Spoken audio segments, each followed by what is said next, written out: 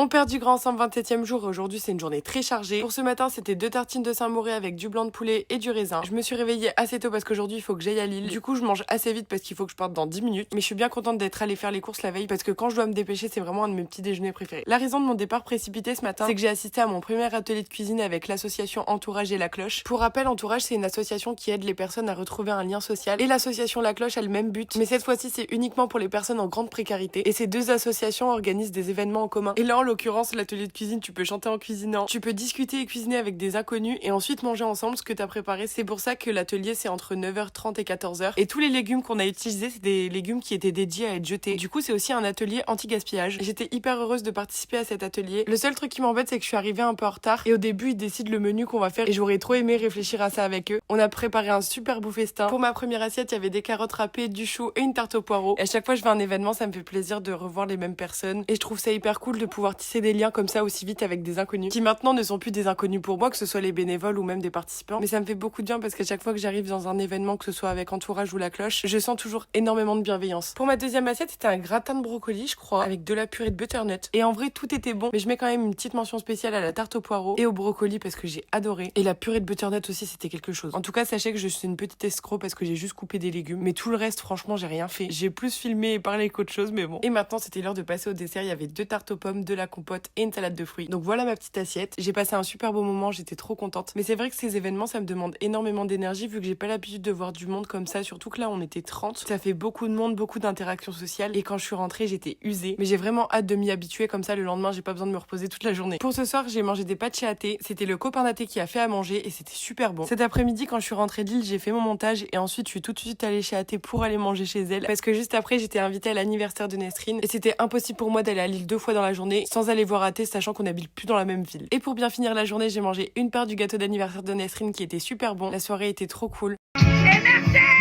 J'ai passé une soirée et une journée incroyable. Niveau sociabilité, j'ai battu des records. C'est tout pour aujourd'hui, je vous dis à demain. Et surtout, n'oubliez pas... Dans la vie, faut se faire plaisir comme on dit. 5 les calories.